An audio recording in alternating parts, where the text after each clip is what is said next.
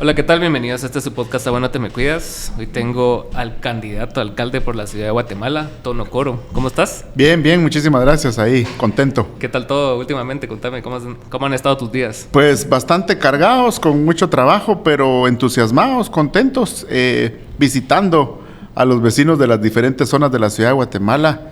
Es una zona muy grande, sí. 22 zonas, la población ha crecido impresionantemente, 2 millones de habitantes, más 2 millones que vienen de las ciudades dormitorios, de los municipios del área metropolitana. Ajá. Pues es una ciudad con un movimiento tremendo. Ha crecido muchísimo. Es bastante fuerte. Por ahí estaba escuchando que era la ciudad más grande de Centroamérica. Así es. Y es bastante, pues. O sea, sí.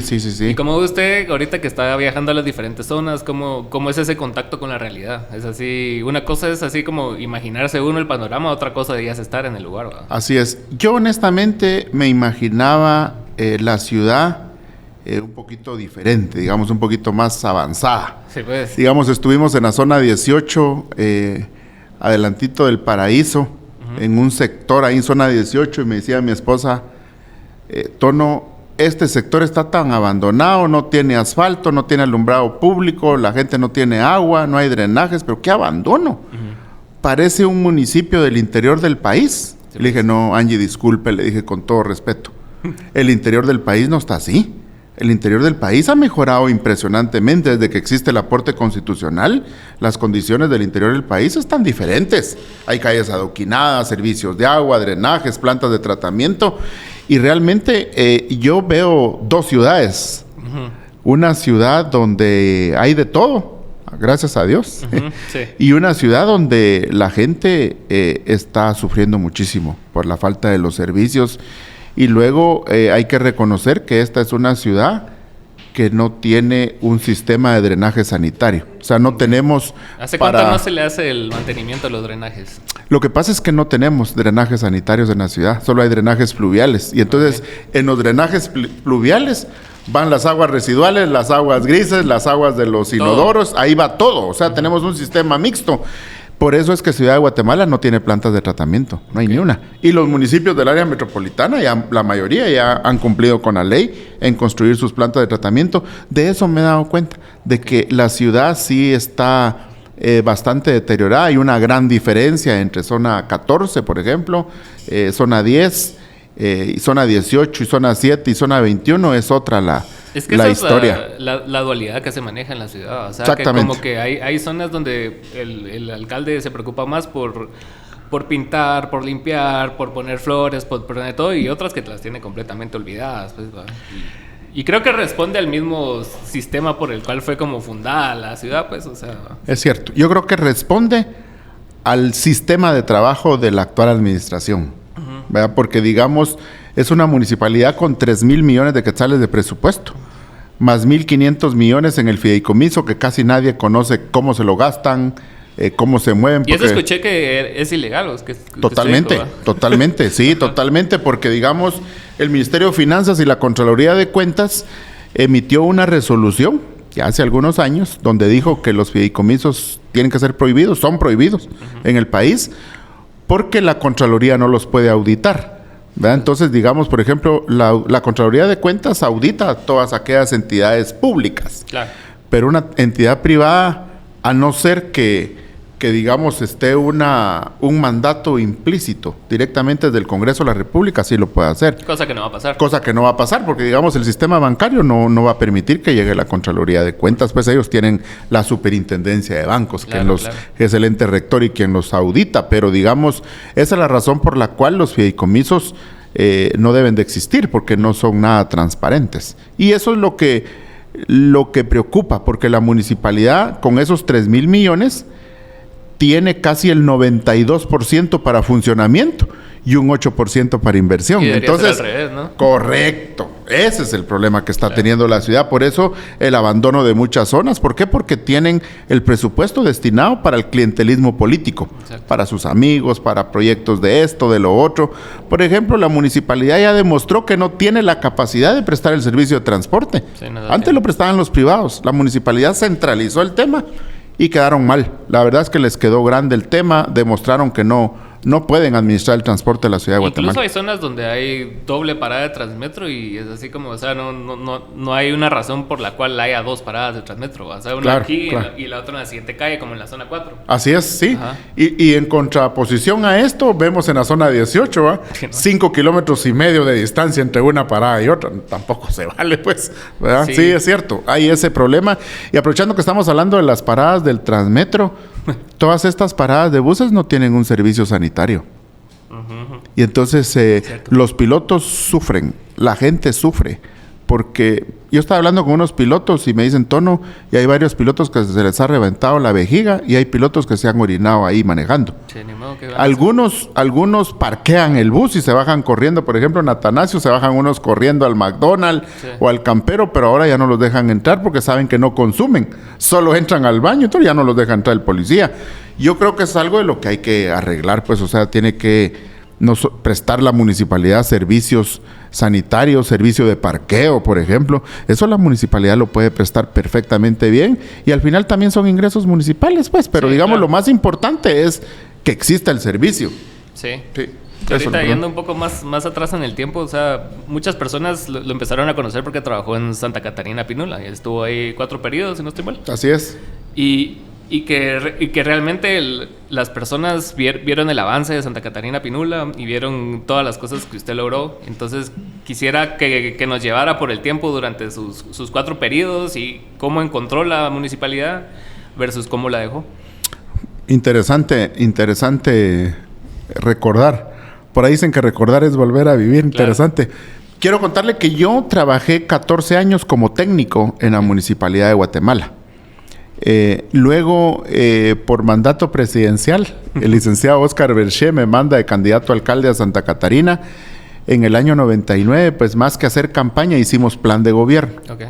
Entonces levantamos mucha expectativa con los vecinos en Santa Catarina y les dijimos a los vecinos, miren, aquí traemos a Tono Coro, una persona que trae 14 años de experiencia en la Municipalidad de Guatemala, entonces conoce el sistema de administración municipal. ¿Y cuál era la problemática? El motivante para que lo movieran para Santa Catarina.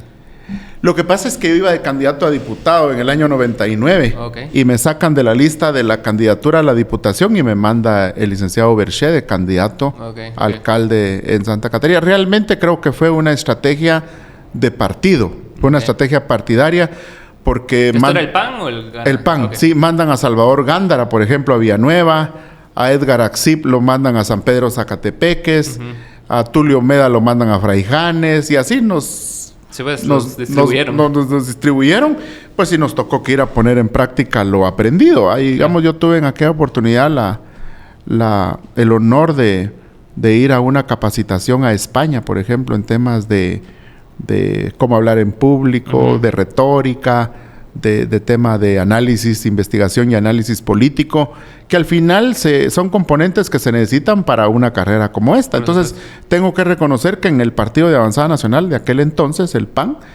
preparaban a sus cuadros. Así a nosotros nos prepararon, nos mandaron a estudiar fuera. Y eso fue lo que hicimos en Santa Catarina, presentarle a los vecinos una propuesta de alguien que tenía experiencia, 14 años, y me dice don Óscar, lo recuerdo como que fue ayer, bueno, te toca poner en práctica lo aprendido. ¿Verdad? Y me tenés que demostrar que podés ganar un municipio tan pequeñito como Santa Catarina. Realmente, ahora Santa Catarina es un municipio grande, pues es un municipio de más de 650,000 habitantes, un municipio que encontramos con todas sus escuelas totalmente deterioradas. Me da risa porque yo le digo a Sandra Torres que ella no es la que inventó las escuelas abiertas, que en Santa Catarina ya existían. Y me dice así muy seria, ¿y por qué? Le digo, porque cuando yo llegué a Santa Catarina las escuelas no tenían techo, no tenían ventanas, no tenían puertas, eran escuelas totalmente abiertas. Entonces se mata de la risa a ella. Lo primero que hicimos fue trabajar en la infraestructura escolar. Hoy pues esas escuelas son las mejores a nivel nacional, afortunadamente, pero hicimos de la educación una política pública, como en todo, con visión a corto, mediano y largo plazo. Y algo importante, lo trabajamos directamente con los vecinos, ¿verdad? Y hay mucha diferencia, perdón, que le corte. No. Entre trabajar alcaldía de un municipio versus una alcaldía en la capital. La verdad es que no. El código municipal es el mismo. El manejo del presupuesto es igual. digamos, el cumplimiento legal de todos los quehaceres de la municipalidad es exactamente el mismo. Okay. El tema es escala. Okay. Y aquí lo que llama poderosamente la atención es que, digamos, si hablamos del año 2014, 2015, la Municipalidad de Guatemala tenía 150 millones de quetzales para inversión.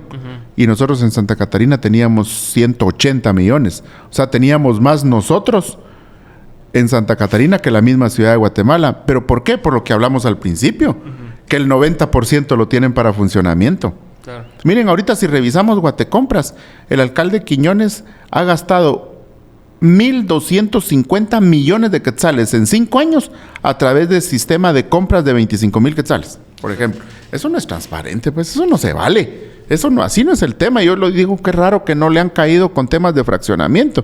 Pero lo que pasa es que todos se lo gastan en funcionamiento y yo creo que hay que cambiar la modalidad y esa es la propuesta nuestra. Claro. Nosotros quisiéramos por lo menos el 50% del presupuesto para inversión y el 50% para funcionamiento. Ojalá pudiésemos, como lo establece la norma presupuestaria, 70 para inversión, 30 para funcionar. Claro. Así debería ser lo ideal, pero hay que reconocer que es una ciudad muy grande, pero por lo menos mitad.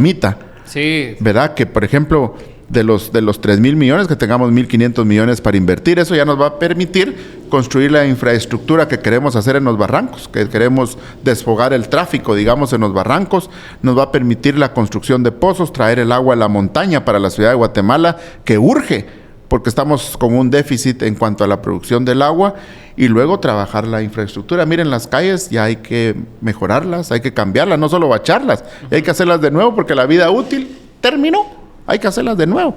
Y luego... ¿Y usted que ya estuvo adentro? O sea, sí logra percibir cómo funciona realmente la estructura dentro de la municipalidad. Usted que conoció en su tiempo a Berchés, seguramente conoció a Arzú. Sí. Y en ese aspecto...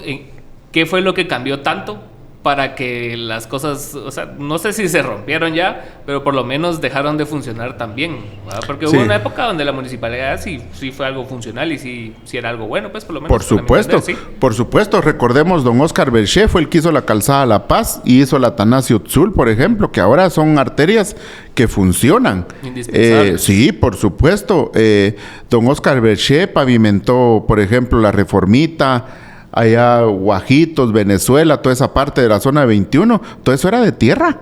Entonces sí se le reconoce al alcalde Berché, digamos, ese tremendo trabajo que él hizo. De hecho, gana la reelección con el 70% de los votos. ¿Qué quería decir eso? Que, digamos, el alcalde Berché cumplió con su labor. Y si nos vamos más atrás, podemos hablar de Manuel Colón Argueta, una persona visionaria, porque, digamos, mucho de lo que tenemos actualmente, por ejemplo, esos colectores gigantes que están en la ciudad de Guatemala, en el subsuelo, esos fueron hechos por Manuel Colón Argueta, años 68, 70, y que ahorita están colapsando porque la municipalidad no les dio mantenimiento y no les dio seguimiento. Entonces hay que construir nuevos colectores. Aquí hay tecnología francesa en esa construcción, bien interesante. Recuerdo que en aquel entonces, en el tiempo de Berché, también se trabajó lo que era el plan maestro del desarrollo de agua y saneamiento, por ejemplo. Era un plan integral. ¿En qué año es esto? Aquí estamos hablando año 2008. Okay. Más o menos, 2009. Y luego se queda establecido, un poquito antes, se quedan establecidos esos planes, pero no se les da seguimiento. Es que ese es el problema, que digamos hay muchos estudios en la municipalidad de la ciudad de Guatemala. Hay estudios bien interesantes. Hoy estuvimos analizando uno en la mañana precisamente, que es un estudio que hizo una empresa francesa para el tema de agua y saneamiento para la ciudad de Guatemala. Es que en Francia tienen como bien desarrollado eso, ¿verdad? Con el sistema de burbujas y todo eso. Así es. Sí, ellos son expertos, ellos y los israelitas. Les ha tocado duro para manejar el tema del agua. Son expertos, ¿verdad? Porque no tienen agua y entonces han tenido que optimizar, ¿verdad? Recordemos que Francia, por eso de ahí vienen las mejores lociones, ¿verdad? Porque no había agua para que la gente se bañara. Entonces una locioncita. Y ya nosotros casi que vamos a llegar a eso, pues, porque hay mucha gente que dice, miren, no tenemos para bañarnos. Es que sí es cierto. Hay un déficit impresionante. Y lo fregado es que tampoco tenemos para comprar la loción francesa, ¿va? Entonces, eso es más complicado todavía. Ni para hacerla. Pero recordando Santa Catarina, miren, encontramos todas las calles de tierra, las escuelas deterioradas, sin plantas de tratamiento, y hoy es un municipio, pues, que lo dejamos 16 años después. Lo encontré en el lugar 264 y lo dejamos en el primer lugar. Fuimos declarados el municipio número 1 a nivel nacional. ¿Y esos estudios quién los hace?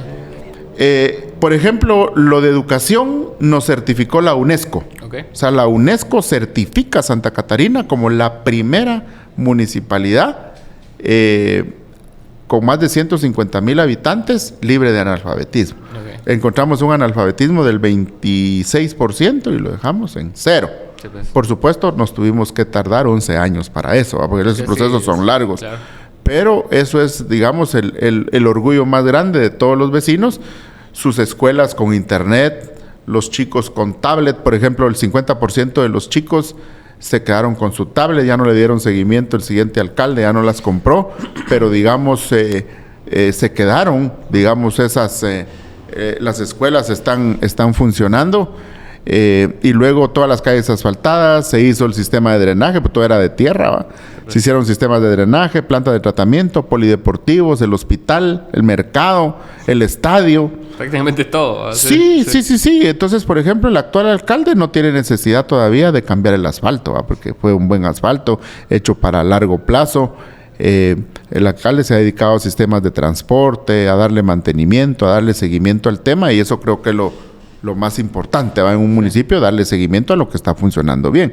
Digamos, eso es parte de lo que recuerdo en Santa Catarina y es parte de lo que queremos implementar en Ciudad de Guatemala. No es difícil. Si lo hicimos con menos presupuesto allá, imagínense, acá que hay más presupuesto, pues obviamente tenemos que hacer los trabajos que se necesitan. ¿Y qué cosas hay que usted ha visto de esta municipalidad, ya que tiene cercanía a estudios y cosas así, de que se han hecho bien durante este tiempo para agarrarlas y continuarlas e implementar lo que usted trae? Yo creo que todo lo que tiene que ver con el arte y la cultura, eso lo han manejado muy bien. La escuela de música, por ejemplo, pues creo que lo han manejado bien. También, digamos, las carreras, la 5K, la 10K, ojalá existiera la 21K, ¿verdad? La 42K, etcétera. Creo que eso se ha manejado muy bien y pues obviamente eso tendría que seguir. Pero eso es más cosmético, ¿no? O sea, es más así... Muy bien, sí. Ajá, pero perfecto.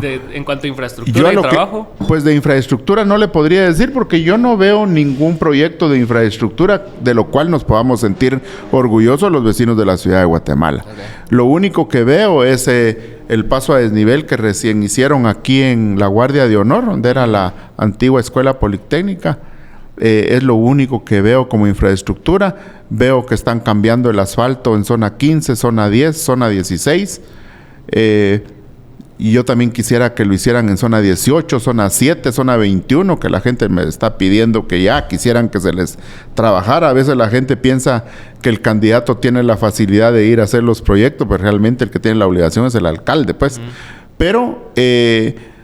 honestamente, tengo que contarle que yo no estuve de acuerdo con la construcción de ese paso a desnivel en la Guardia de Honor, porque ¿para qué se va a gastar usted ahí 35 millones de quetzales en un paso a desnivel que le va a colapsar igual? Sí. Yo estaba cotizando y 1 kilómetro de túnel vale 30 millones, o sea, es más barato hacer un túnel vial que un paso a desnivel. Con un túnel usted soluciona 5 cruceros de un solo. Que aquí les encanta hacer pasos a desnivel, ¿no? Sí, esa no es la solución. La verdad es que tenemos que construir puentes, nos tenemos que ir en sistemas elevados y como tenemos México. Que trabajar túneles colectores como México. Muy bien, exactamente. Eso es lo que hay que hacer. Y ahí estaba viendo también que de sus 3 ejes transversales quisiera que profundizara un cacho más. Muy bien. Para que no solo se queden en mención, sino en el primero que era participación ciudadana. ¿Cuál es su enfoque con la participación ciudadana?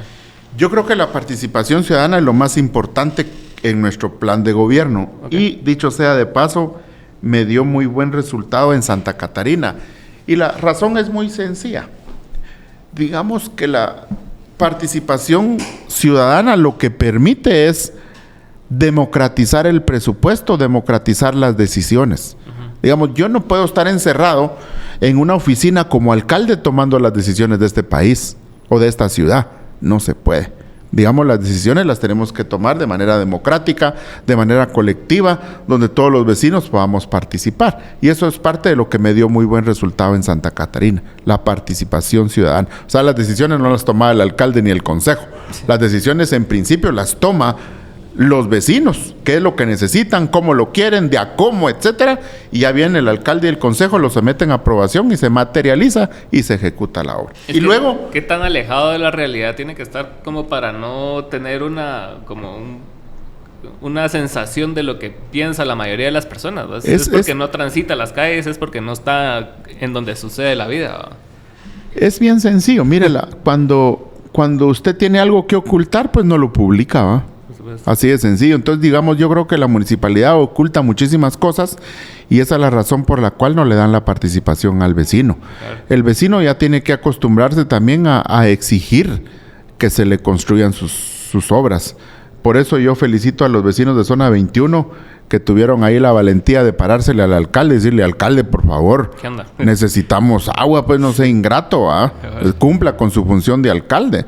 Yo creo que cuando usted tiene participación ciudadana, pues los vecinos están llevándole en sintonía el ritmo y el trabajo de toda la ciudad, de toda su zona, ¿va? Porque el vecino tiene que conocer qué es lo que usted va a hacer como alcalde. Sí, claro. Pero yo le pregunté a algunos vecinos: miren, ¿y qué tienen proyectado aquí en la zona 7? Ahorita que vengo de allá, les preguntaba: miren, ¿y aquí qué tiene proyectado el alcalde para la zona 7? Nada. Es más, nos tiene sin transporte y sin agua. Nos ponen agua 2 veces a la semana de 11 a 2 de la mañana. Imagínense. Entonces, nuestra política de participación ciudadana va encaminada precisamente a eso, a que participe el vecino. Y la siguiente política es la de presupuesto participativo. Aquí lo que está implícito es que cada zona va a tener su propio presupuesto. Okay. Así como el aporte constitucional lo traslada el Estado a la municipalidad, igual lo tenemos que trasladar a las zonas. Claro. O sea, en función del número de vecinos, así va a ser su presupuesto. Por decirle algo, Zona 21.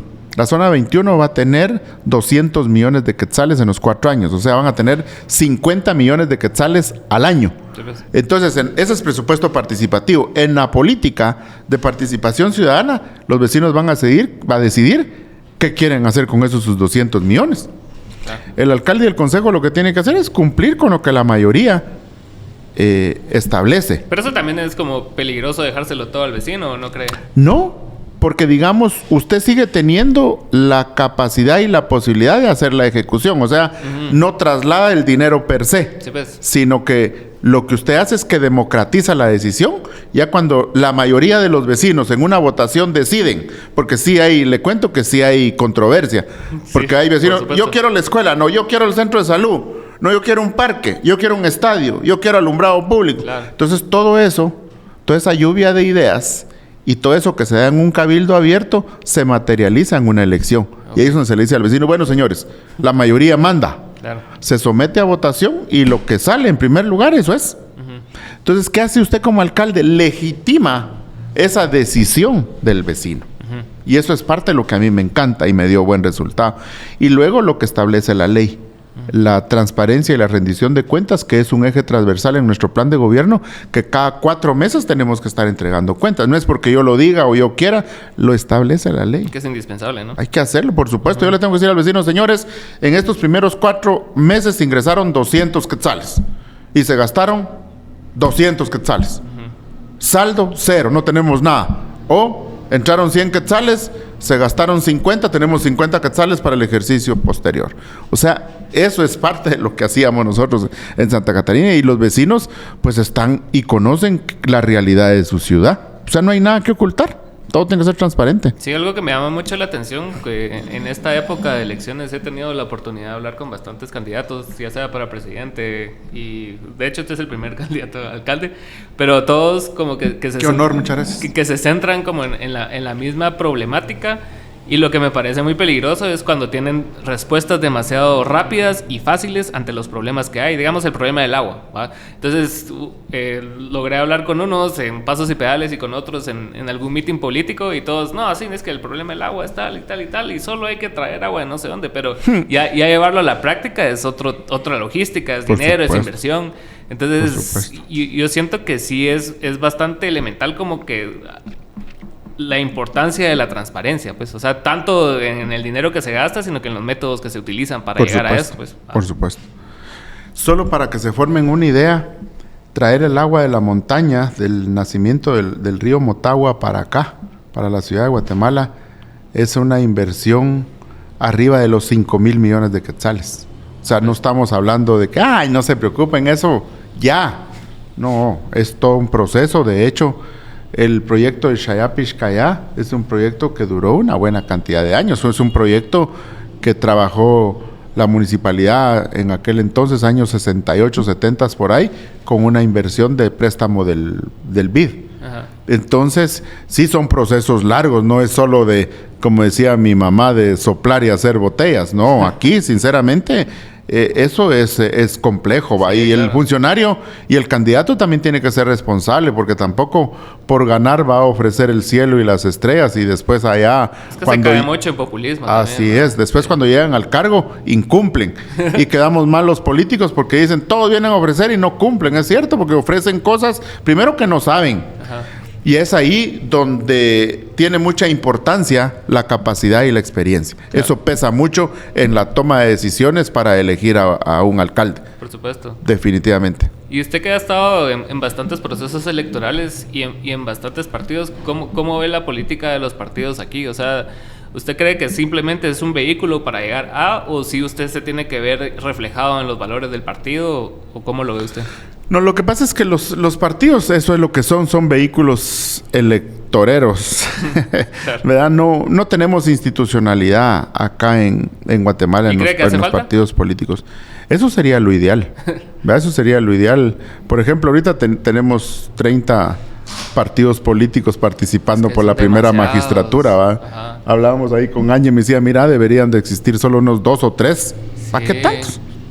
Pues así debería de ser. Sí. Pero, ¿por qué tenemos esta cantidad de partidos políticos? ¿Cuántos diputados se quedan afuera? Pues, entonces, creo que también responde a ese interés, ¿no? De que mientras más partidos, más cargos públicos. ¿O no? Al final, el número de diputados es exactamente el mismo, okay. Pero sí, tienes razón. Digamos, en la apertura del número de partidos políticos, pues... en la fórmula repartidora de las minorías, pues hay partiditos chiquitos que tienen chance de poner, aunque sea un subdiputado, ya con eso salvan el partido, ¿va? Yo creo que el esquema jurídico que regula el sistema de partidos políticos en Guatemala sí ya tiene que sufrir un cambio, ¿va? Ya no podemos seguir así. Yo, por ejemplo, he estado en varios partidos políticos, no porque me encante cambiarme de partido. Por ejemplo, en el PAN me expulsaron. Okay. Fui alcalde 2 veces. Me expulsaron del PAN y esa es la razón por la cual, pues... ¿Por qué lo expulsaron? Porque nuestro secretario general nos obligó a que apoyáramos para segunda vuelta a un presidente en particular y nosotros no estuvimos, muchos de los alcaldes no estuvimos de acuerdo. Entonces, como no estuvimos de acuerdo con el secretario general, que les va bien, mucha más, está bueno, pues. Luego estuve en otro partido político donde... el secretario general tuvo problemas jurídicos y decidimos nosotros definitivamente ya no seguir participando en ese partido.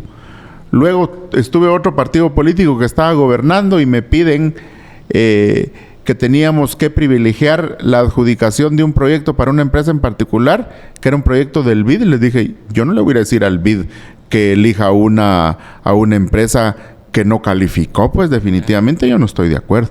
Entonces te vas del partido, si no cumplís, pues me voy.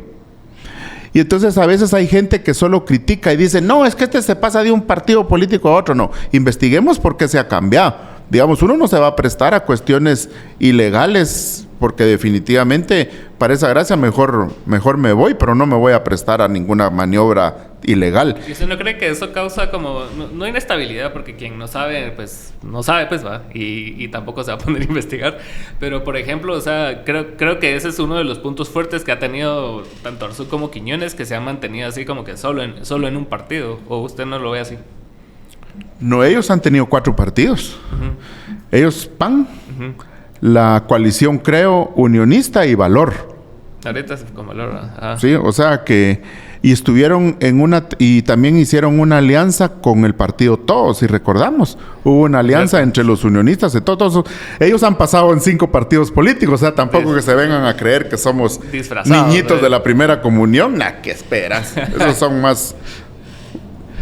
Pero eso es lo importante de analizar. Por eso le digo, es el sistema político, el ente rector, las regularizaciones, la legislación, por supuesto que tiene que sufrir un cambio para que ya no pase lo que está pasando. Claro. Y mire, cuando uno revisa la historia, todo es cíclico. Claro. Cada 30 años ha habido un cambio importante del país. Ahorita llevamos 35 años. Del último cambio. Del último cambio. Entonces ya toca algo. Ya hay que reformar. Sí. Y supuestamente esa era una de las intenciones de las manifestaciones de 2015, ¿se acuerda? Que iban a reformar los partidos y que no sé qué. Al final no se logró. La Constitución. Todo. Y no pasó porque nada. Sí necesitamos algunos cambios importantes. Es que yo siento que ya está como desactualizada, ¿no? Así es. Usted es abogado, ¿no? Sí. ¿Y qué tal? ¿Cómo le fue? Pues... Porque tiene, aparte de ser licenciado en abogado, también tiene un doctorado, ¿no? Sí, yo soy doctor en Derecho, abogado y notario. Tengo 4 maestrías que he tenido que estudiar por fuerza. Porque se tiene que actualizar uno. No puede usted pretender sobresalir, desarrollarse y no estudiar, pues. Y eso es lo que le digo a mis hijos. Muchas pilas, pues, con las maestrías. Ya solo 5 maestrías les queda para que me alcancen. Es que cada vez es más difícil, porque yo me acuerdo que en una época era suficiente así como con sexto primaria. Después era así, te graduaste diversificado, más o menos te la vas a poder. Después universidad, después maestría, posgrado, doctorado. Claro. Y todavía no se sabe si sí va a conseguir algo. Sí, no, por supuesto. No, mire, uno se tiene que seguir actualizando. Yo eso le digo a todos mis amigos, primero no hay edad para estudiar, ¿va? Claro. Y sí hay que, digamos, uno cuando está en cargos públicos, pues se tiene uno que capacitar. No puede uno ir a hacer el ridículo ni sistemas de prueba y error, ¿va? No, uno tiene que ir a dar resultados. Claro. Y para eso hay que estar preparado. Si eso estaba yo he querido analizar las hojas de vida de todos los candidatos. No sé si algún medio de comunicación se irá a hacer la campaña de que saquen las hojas de vida de todos, porque eso sería interesante. A mí me gustaría saber en qué andan los otros candidatos, qué legado tienen, qué experiencia. Bueno, sé que el alcalde Quiñones no pudo graduarse en Guatemala, pero sí logró algo en Estados Unidos. Claro. No sé si por correspondencia o cómo, pero digamos, sí hay que saberlo, hay que verlo, ¿va? A ver cómo fue ¿qué legado tienen? ¿Qué estudio tienen? ¿Qué preparación tienen? Eso vale la pena conocerlo. Lo tienen que conocer los vecinos, pues, porque no van a dejar en manos de cualquier persona la ciudad. Sí, ¿no? Y sería muy irresponsable como que tener a cualquiera en el cargo, ¿no? Así es. Ya ve que ahora tenemos varios jugadores de fútbol. Ahorita. Sí, hay jugadores de fútbol que quieren ser alcaldes. Eso es a lo que iba, hasta la porra quiere ser alcalde. Como el Respirulo. Sí, es que no sé en qué momento pasó y no sé por qué pasó, pero a eso me refería con lo de los partidos políticos. Es así como que cada quien, o sea, no se lo está tomando tan en serio, pues. O sea, no digo que todos, pero la gran mayoría, al ver los candidatos, esta vez usted se da cuenta que ellos no se lo están tomando en serio, pues. Claro que lo están haciendo por dinero, pues. Por supuesto. Si no hay preparación, ¿qué van a hacer? Populismo, ¿va? Exacto. Populismo barato. Sí. ¿Y cómo ve la diferencia entre la anterior campaña y esta? ¿Cambió mucho o esta tomaron un giro diferente?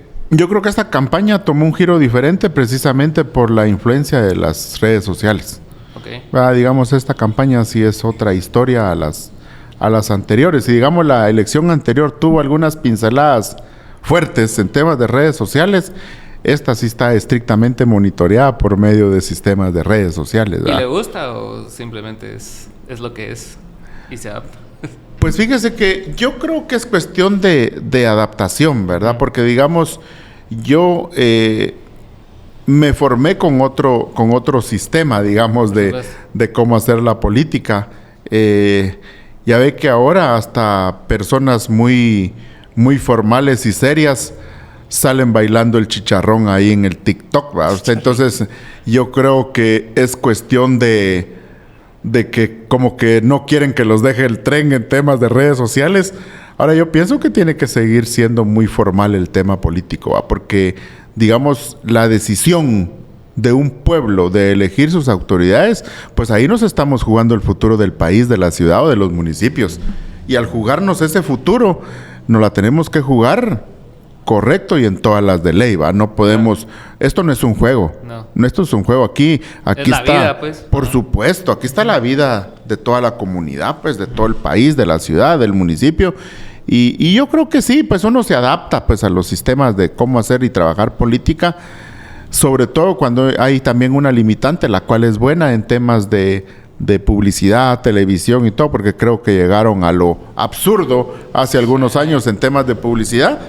Pero definitivamente una persona que no es conocida entra a una contienda electoral en una gran desventaja. Sí. Y puede ser una persona bien preparada. Y eso es el fuerte de este partido, digamos, de la UNE, que tiene ya, creo que es el partido que más años lleva, o por así lo es, menos por 20 llevar, años. ¿no? Sí, pues. 20 años. Sí, la Unidad Nacional de la Esperanza es un partido de 20 años.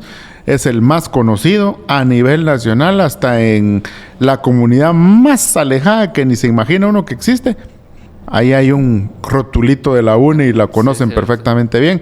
Pero es temas de años, ¿verdad? De trabajo y de posicionamiento de marca, sobre todo. Sí, es que pónganse los partidos nuevos, o sea, es una lucha primero de establecer la marca que no se va a lograr en un año, ¿va? O en meses. Y encima tener que promover al candidato de un partido al cual nadie conoce.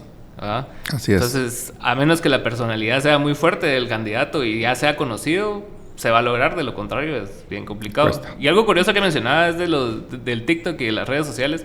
Yo creo que está como la mala concepción de que todos solo se tienen que subir a las tendencias por subirse a las tendencias y no buscar su personalidad adentro de la red social, pues, ¿va? Porque no todos tienen que bailar en TikTok. Hay TikTok informativos, hay TikTok de noticia, de política, hay todo tipo de TikToks, ¿va? Así es. Entonces, si uno es bueno en su nicho, digamos, va a jalar. O sea, no es necesario que salga usted bailando así aquí a media calle, pues. O sea, usted tiene que adaptar la red social a su personalidad. Por supuesto, así tiene que ser. Y creo que ese error, sobre todo de las agencias de publicidad que contratan, porque esa mara solo se basa en TikToks que ven. ¿Va? Claro. Ellos ven, vi este tip en TikTok de un TikTok que da tips. Claro. ¿Va? No hay un análisis más allá de lo que pueda pasar, ¿no? Y ya todos se creen expertos en comunicación. Exacto. Política. Y es otro rollo, sí, ¿no? Sí, no, es diferente. Y antes, ¿cómo se manejaba eso de las campañas? Así, digamos, a principio de siglo. Que usted fue... Sí, se manejaba contacto directo con la población. Okay. Digamos, funcionaba perfecto temas de... Porque el contacto directo es lo mejor que puede haber con la persona. Incluso ahora, pues. Porque hay incluso ahora, sí. Porque hay empatía, digamos, conozco al candidato, le doy la mano, lo escucho, percibo qué tan cierto es lo que me está diciendo o no, etcétera. Pero no es lo mismo que preparar un anuncio y lo saco y dice uno, wow, qué pilas el candidato. Bien curado, ¿eh? Y de repente cuando lo conozco es otra historia, ¿va? Entonces, y pasa, digamos. Y yo creo que lo fuerte ha sido siempre el contacto directo con la persona, ¿va? Como dijeran los gringos, face to face. Sí, es que no es lo mismo que hubiéramos tenido esta conversación en Zoom o de lejos, así por teléfono, a que la estemos teniendo ahorita. Yo veo sus reacciones, usted ve las mías y vamos así como que leyendo el lenguaje corporal. Así es, sí, es diferente. Así funcionó antes. Y me contó también que en España recibió la maestría para poder hablar en público. O sea, ¿cómo fue su experiencia ahí en España? ¿Cómo vivió todo ahí? Pues yo estudié una maestría en España, pero para hablar en público fueron cursos que recibimos para hablar en público y retórica. Esos fueron cursos que recibimos cuando el partido al que yo pertenecía pues empezó a formar a sus cuadros jóvenes. Okay. Entonces, yo tenía mucho problema para hablar en público. ¿Ah, sí? Así me ponía muy nervioso y ya no hallaba ni qué decir, etcétera. Entonces, todo eso requiere pues de una preparación. Tuve la suerte que desde muy joven me prepararon para eso y eso me ha ayudado muchísimo a lo largo de mi carrera. Cuando fui presidente de los alcaldes de Guatemala, presidente de la ANAM, tuve la oportunidad de dictar una conferencia ante la Organización de Estados Americanos en Washington. Entonces ahí tenía yo a todos los presidentes de la República, de América Latina, imagínense, Y bueno, me prepararon, recuerdo, una muy bonita presentación para aquella época. Ya empezaba uno a hacer presentaciones, ya no de esas planas en PowerPoint, sino que ya presentaciones un poquito animadas. Me hicieron una muy buena presentación, por cierto, que estaba averiguando. Como esas de Prezi, ¿no? De Prezi, correcto. ¿Quién me la hizo? Y no he podido conseguir quién, porque no sé quién la contrató. La contrataron de la NAM. Muy buena presentación. Pero tengo que confesarle que cuando anuncian mi participación en la OEA y subo al podio y todo, honestamente me puse nervioso. Porque yo era alcalde y tenía a los presidentes de América Latina enfrente y tenía que dictar una conferencia. Me puse nervioso que cuando saludé protocolariamente, porque así hay que arrancar en esos eventos, llegó un momentito donde se me fue la voz. Y yo empiezo a jalar todos los santos del cielo, a María Santísima y a todo lo que se me atravesaba. Y digo, ¿cómo me recupero?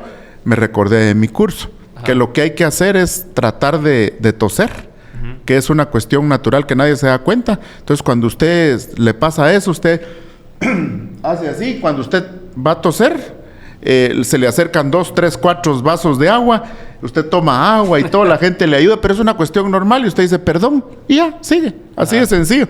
Pero por lo menos hay que saberlo y conocerlo, porque si no, se puede uno quedar sin voz, como le han pasado a candidatas en una actividad de reinado, o a gente, digamos, que cuando se quedan callados, pues la gente por ayudar les empieza como a aplaudir, como para decir, váyanse, ¿va? Sí, claro. Imagínense, yo tenía que recuperarme inmediatamente y que no me aplaudieran sin haber pasado mis diapositivas y la conferencia, ¿va? Pero y ahí no había la opción de que alguien más tomara la palabra por usted, pues usted era el único. Por supuesto que no. Por supuesto que no. Y luego, cuando termino mi conferencia y todo, le pregunté al presidente Berché, porque él estaba representando a Guatemala como presidente. Le digo, presidente, ¿cómo estuvo? ¿No estuviste bien, Tonito? Te felicito. Buena conferencia, Osala. Yo te voy a pedir que a los alcaldes allá en Guatemala también les pases esta presentación, porque es muy buena, que no sé qué. Le digo, mire, se dio cuenta que por poco me quedé sin voz. No me di cuenta. Entonces dije, sí funciona la técnica para hablar en público. Sí, bastante. Y entonces sí me funcionó afortunadamente. Pero sí, por supuesto, pues a veces es tema complicado, pero y yo creo que es una de las cosas importantes de la educación, porque muchas veces lo damos por hecho cuando lo tenemos, ¿va? Pero pocas veces nos damos cuenta del set de herramientas que tenemos para llevar a cabo las cosas, porque usted si no hubiera llevado ese curso de retórica, nunca hubiera hecho eso y se ahoga y se queda ahí, pero como ya tenía en su cabeza el cuadro de emergencia, claro, ya usted reaccionó de acuerdo a lo que tenía, ¿va? Así es, sí. Y también estuve investigando acerca de usted y que levantó pesas. Sí, fui campeón centroamericano. ¿Y qué tal? De levantamiento de pesas. ¿Y qué? Porque estaba estudiando, trabajando y era deportista encima, Así ¿no? es. Sí, lo que pasa es que, digamos, yo trabajaba en la Municipalidad de Guatemala y el horario era de 9 a 5, creo yo. Ok. Luego, a las 5 me iba corriendo para la Universidad de San Carlos a estudiar, pero yo entrenaba de 6 a 8 en el gimnasio. Y entonces entrenaba de 6 a 8, ya a pie me iba del gimnasio de 6 a 8 de la mañana, a pie me iba al gimnasio para la MUNI y de la MUNI para la U. ¿Verdad? Bien cansado. Pero yo resulté en el deporte de levantamiento de pesas porque yo empecé entrenando box. Okay. Y entonces, como yo entrenaba box ahí en la Confederación Deportiva, en la Federación de Box, vino mi entrenador y me dijo, mira, Tono, necesitamos ganar un poquito de masa muscular. Tampoco me podía pasar tanto así como aquí está Dieguito.